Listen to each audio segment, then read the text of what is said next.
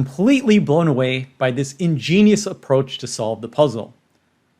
So let's work through it step by step. Let's first remove the knights from the squares, and let's number this top square as 1.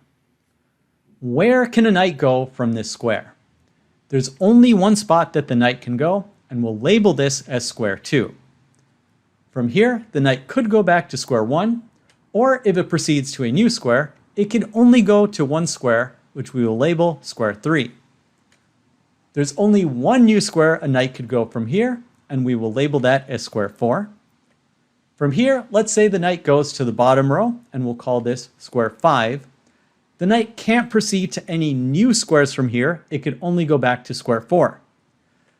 From square 4, there is one other spot we could go to, and this we will call square number 6. A new square that you could go to from here, we will call as square 7. Then we could proceed to a new square, which we will label as 8. We can finally go down here, which we will call square 9.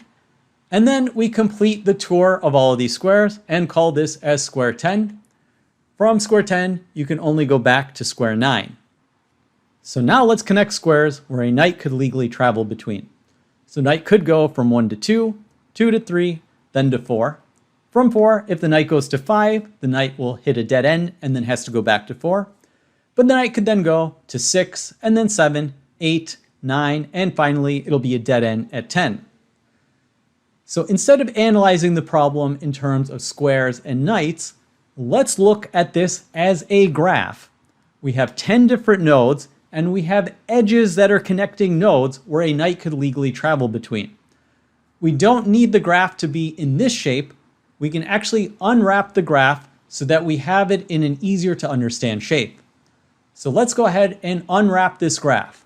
Let's move the node 1, then we will put 2 next to it, and then 3 next to it, and then 4 next to it. From here, we have one branch that goes off to 5. We have another branch that goes off to 6, and then 7, and then 8, and 9, and 10. So now let's place knights on this new graph.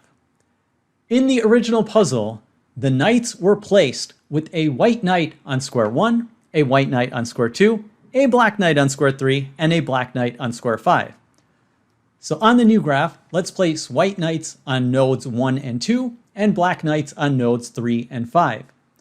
So the question of swapping the knights' positions in the original puzzle can be tackled by swapping the knights' positions on this new graph. Looking at this new graph, it should be quite clear how to swap the positions